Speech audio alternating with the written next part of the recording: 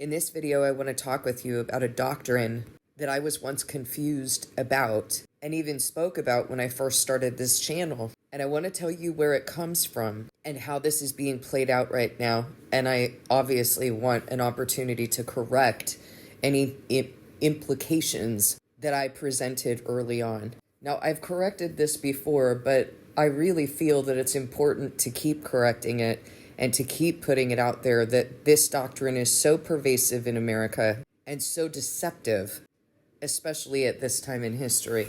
And there are some key players, some false teachers and false prophets who perpetuate these false doctrines in America. There is only one nation that has ever been under God. Only one nation that has ever been under God. And that is the nation of Israel. But that nation of Israel is being reinterpreted. The definition of that nation is false. There is a false definition of Israel that is being perpetuated in the United States. And it doesn't seem to matter how many times I say this, no one seems to care. People do videos on YouTube. Al Jazeera does videos on YouTube. All kinds of people who are against what's going on in Israel, but they won't listen to what I'm saying. There is an Israel that is a nation that is under God, and I think it's because some of these people don't want to acknowledge it. They don't want to acknowledge that this is true and that biblical prophecy is being fulfilled, because many of the people talking about this are not Christian. They don't understand the word, and they don't even want to acknowledge it. And it's unfortunate because they see that this is wrong. And if they would just listen to what the word actually says and what God has meant in establishing the concept and the nation of Israel, then they would understand what's happening right now, and they'd be able to have a way of talking with Christians. But I feel walled in on every side as far as this is concerned. People will not listen. There is only one nation under God, and it is not America. And that nation right now has no land. They are not in possession of land because that nation was driven from land that God gave them. The one nation under God is Israel. And God defined Israel as those who were descended from Israel. Jacob, whose name was changed to Israel, and they had no land. They were in slavery in Egypt. They were called Israelites before there was ever a land that belonged to them. And God brought them into a land, and even before he brought them into that land, he said to Moses, before Moses died, I'm going to bring them into this land, and they'll soon prostitute themselves to the foreign gods that are there. And I'm going to drive them from this land. And it was understood that they would not receive any land until the Messiah came. And it should still be understood that way. And there are two false teachers, at least that I know of. I know there's many more, but two primary ones, Jonathan Cahn and John Hagee, who perpetuate false narratives and call themselves rabbi and prophet, and they lead God's people astray. Jonathan Cahn talks about paradigms being repeated, and he likens America to Israel. America is not Israel. And in fact, America becomes the false prophet in these end times. This is the false prophet. This is the place that created the image of the Antichrist as spoken of in Revelation 13. The image of the Antichrist that is being called Israel right now. That is counterfeit Israel. Israel has always been God's people. And Jonathan Hagee, who claims that Israel is going to supposedly bear our covenant for us and all the suffering of the Antichrist. And that we have a fiscal responsibility and an emotional and spiritual responsibility to support the things that they do, but that's not true because they're not Israel. You can call yourself whatever you want. It doesn't make you Israel, according to God. And so I heard a clip of Lauren Boebert previously saying that there are only two nations that God has set apart, and that is Israel and America. And she will bless both, and she will support both. And she said it very self-righteously. Where is that in the Bible? Two nations, really? Because I only hear about one nation that's going to be saved, and one that is the false prophet that's going to be thrown into the lake of burning sulfur, where their torment will rise forever and ever. I don't hear about a second nation, guys. Not in my Bible. Now, here's the thing that I've said previously, because Jonathan Cahn likes to go over and over this paradigm that's being repeated. And so you get that doctrine up in your head. And I am guilty of that because I did listen to Jonathan Cahn very early on when the Father was first drawing me to the Son. And I ingested false doctrines. And I was exposed to these things, and then he's had to work them out of me. And so a lot of what I've experienced in what God is doing through me and how he's using me as a tool, as an instrument for his will, is that I'm on display. I'm on display for the things he builds in me, and I'm also on display for the things he's taking out of me. And indeed, in order for me to understand certain things, I might have had to sort through the feelings of having been deceived, the content with which I was deceived, so that I can explain to you, so that I can bear my testimony about how I was deceived and why I was deceived and what the truth actually is. I'm going to be real honest.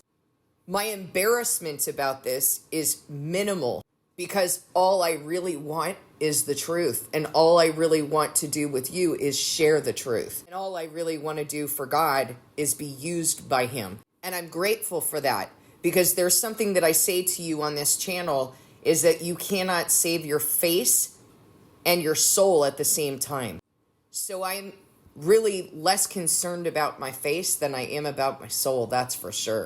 And I'm grateful that I don't have this nagging agony inside of me that I'm going to be exposed for something, because I can't have that in my heart. I can't be concerned about that.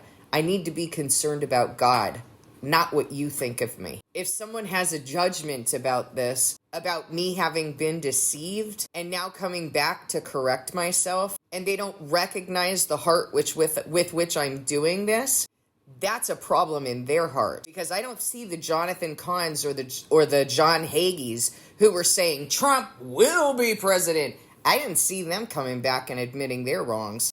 Okay? I want the truth and I want to serve him. And that's the reason I'm correcting this. I'm going to tell you the reason I was deceived. Because early on, I ingested false doctrines, and the word tells me that I am deceived when I have not loved truth. I was deceived in my ignorance, but God says in the word that if you sin with knowledge, you're going to receive a large lashing, and if you sin without knowledge, you'll receive a small lashing. He handed me over to deception. He allowed me to be deceived in order that I would learn not to go to man to tell me what's in the word, but to test every spirit to see if they are from God. And I have not found a single teacher who is from God. Not one. I haven't found a single person who is speaking truth, and God told me that from the beginning, and he had to burn this out of me. And the way that he did it was to sit me down, to show me that I had been deceived about pre-tribulation rapture, to tell me you are going to follow my spirit, and I'm going to teach you the Bible.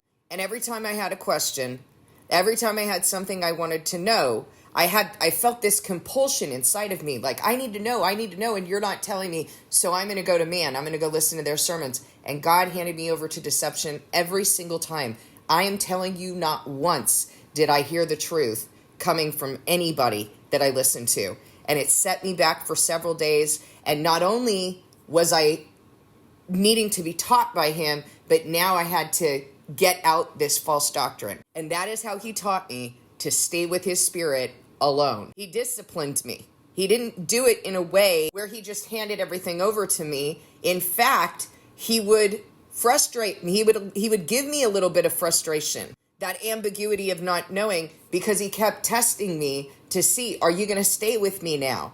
Or are you going to keep going to man? So he disciplined me into staying with his spirit. And he told me things like, no one is speaking truth. You're going to be a vessel by which truth will be spoken. But none of these people are speaking truth. And this is why I tell you all the time, you have to discern whether I'm from him or not. Because if you have not discerned that, you have no business listening to me. That is the reason I was deceived, because I listened to Jonathan Cahn early on. I listened to other teachers who I did not discern to be from God. And I sinned in ignorance because I couldn't have possibly understood that at that time until God disciplined me to understand it. And so I ingested and perpetuated this idea that there's a paradigm being repeated. And there are some paradigms that are repeated in the Bible. That is true. But Jonathan Cahn likes to put things together by his carnality and then call it prophecy. He loves being called rabbi and prophet. And he's a liar. He's an outright liar. Because there's only one nation that has ever been under God, and that is Israel. God doesn't have a divided kingdom. There's no reason he would have multiple nations. Now, what I said to you is that God provided a place in America where his people who were being persecuted had been persecuted throughout Europe, had been persecuted particularly at that time in England by the Church of England, and God provided a place where they could worship freely. And I stand by that. He did provide a place where they could worship freely. Similarly to the Israelites being in bondage in Egypt, and remember the thing that God kept saying through his servant Moses, let my people go that they may worship me. Is this the same thing? Absolutely not. There's a similarity in the fact that people were being persecuted in Europe and God provided a place where they could worship freely. Now, don't go telling me that all of those people who came to the Americas persecuted the Native Americans and killed them and did all of this, because not all of them did. Not all of them did. That was Catholicism through Christopher Columbus, attempting to get control again and again and again. God provided a place for people to worship freely. This was a place they could worship freely. Does that mean that there are two nations that God has chosen? No, because America has become the false prophet, and that was the plan all along, guys. Long before America was a thing, because it's written about in Revelation. There is only one nation that God has chosen, and that is Israel. And it started out as those who were descended from Israel. That was the understanding for thousands of years, until Jesus came and extended salvation to the Gentiles. And then it was understood that God's people were scattered throughout the nations. And then it was understood that not all who are descended from Israel are Israel. And that a Jew is not one who is outwardly circumcised, but one who is circumcised in heart. And that not all ethnic Jews are a Jew as defined by God and the Word. And that not all who are descended from Abraham are Abraham's children. And in fact, Jesus said, if you are descendants of Abraham, if you are children of Abraham, then you will do what Abraham does. You're not children of Abraham, you're children of the devil. And your desire is to do what your father does. So it was made clear that you could be descended literally from Israel and actually not be considered part of Israel, but a child of the devil. That's established. That is basic fact in the word. So why is John Hagee? Why is Jonathan Cahn?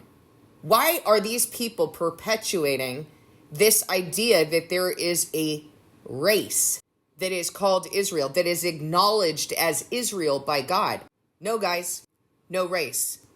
God is not defining Israel to be a race. He is defining it to be a nation that is all throughout the world, not in the Middle East, all throughout the world, as defined as those who are circumcised in heart. What's going on in the Middle East is not a representation of people who are circumcised in heart.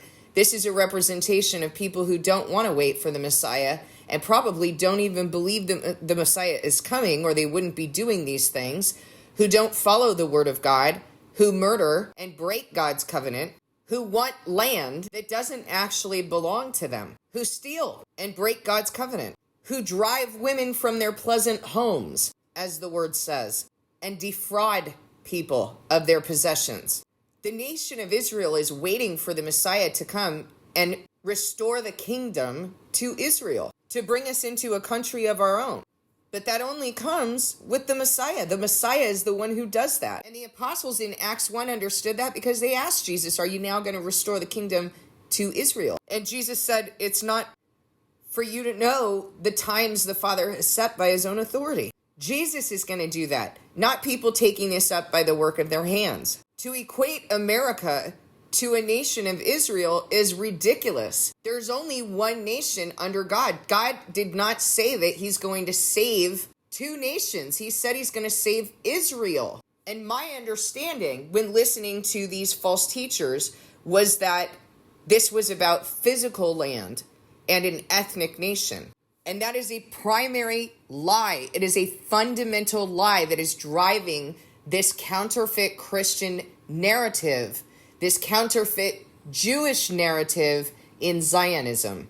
And so part of the offering that God is giving you through me is this perfecting and correcting, putting me on display. And that's fine, because I don't belong to myself. And I can't be more concerned about what you think of me than what I'm doing for God, than what God thinks of me. I have to be in the right I have to be in his favor. That's the only thing that matters. It doesn't matter if I'm in your favor. If you don't know how to use my offering, that's on you. I tell you in every video to discern what I say with God, to discern me as a shepherd. So if you're not doing that and now you're upset with me or you think something about me, that's your problem. That isn't my problem. I'm humbling myself to share with you where I was wrong and why I was wrong.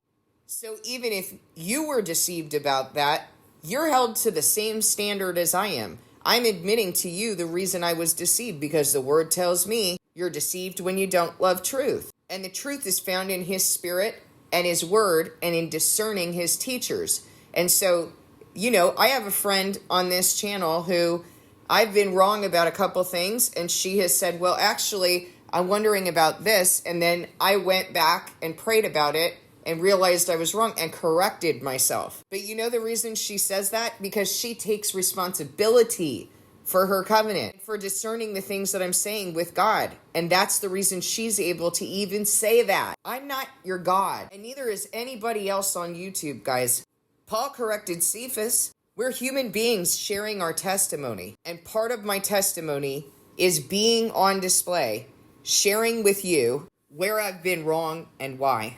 So while I still believe that God gave us land to worship freely, I don't believe in the counterfeit Christian narrative of Christian Zionism or Christian nationalism.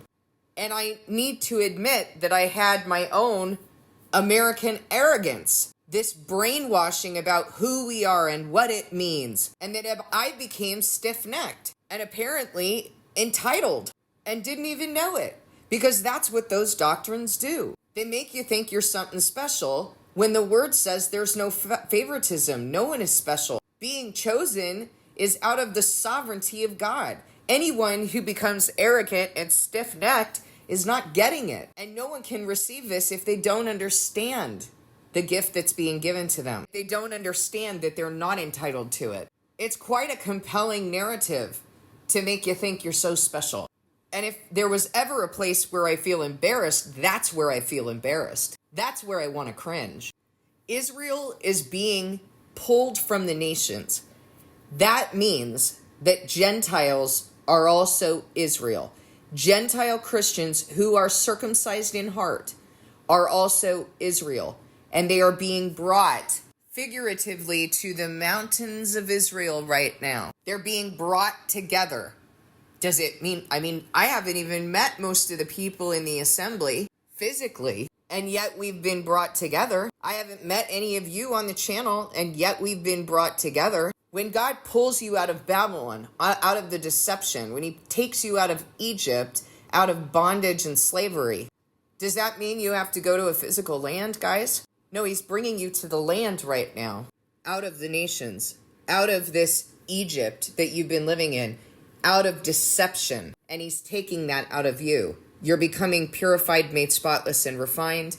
You're becoming perfected. You're being corrected. That's the testimony that I'm living out in front of you so that you can understand the process by which you become Israel. If I were to hold this in, if I were to say, well, I don't want to be exposed, how could I become Israel? I can't, because that's an indication that I'm not circumcised in heart, and that I'm more concerned about my sinful flesh of wanting to be presented a particular way, wanting you to think a particular way about me, wanting this to be for my own glory. What is to my glory here, guys? People hate the things that I say. I already know I'm going to be killed for it. What is to my glory? I'm not speaking a message that tickles your ears. I hold you accountable on this channel. There is only one nation that is under God, America is not under God right now. God may have provided a land where we could worship freely, but we were mixed among the pagans. To claim that it was a nation under God is a lie. He provided something to us, and we turned it into the false prophet. That's what happened. And that false prophet created a counterfeit Israel, an image of the Antichrist, as is spoken of in Revelation 13. And in Daniel 11, it says that the Antichrist is going to honor a God of fortresses, a military stronghold. What is Israel, guys? What is counterfeit Israel? What does it become? And does the Antichrist of counterfeit Christianity, Christian Zionism, Christian nationalism, do they not honor that false god, that image, worship that image with costly gifts of silver and gold? That's what you're seeing right now. And you know what's a darn shame? What's so disgusting and pitiful and pathetic is that pagans are protesting this. Pagans have more morality than those claiming to belong to God. They are the ones putting their lives on the line, being pummeled and beat down in the streets of America and counterfeit Israel, to dare to say anything against this counterfeit Israel, this image of the Antichrist. Their own people, those descended from Israel, who are being called self-hating Jews, anti-Semites. They're being beat down by their own people. How does that even make sense? Aren't they also Israel under their definition? America, the false prophet, made this Frankenstein, created this Frankenstein, along with counterfeit Christianity. This is not a nation under God. And to even imply it is outright blasphemy when you see what's going on in this country. This is a nation that by definition in the Word of God is destined to be thrown into the lake of burning sulfur along with the Antichrist, to be tormented for eternity. This is not a nation under God. Please discern this message with God.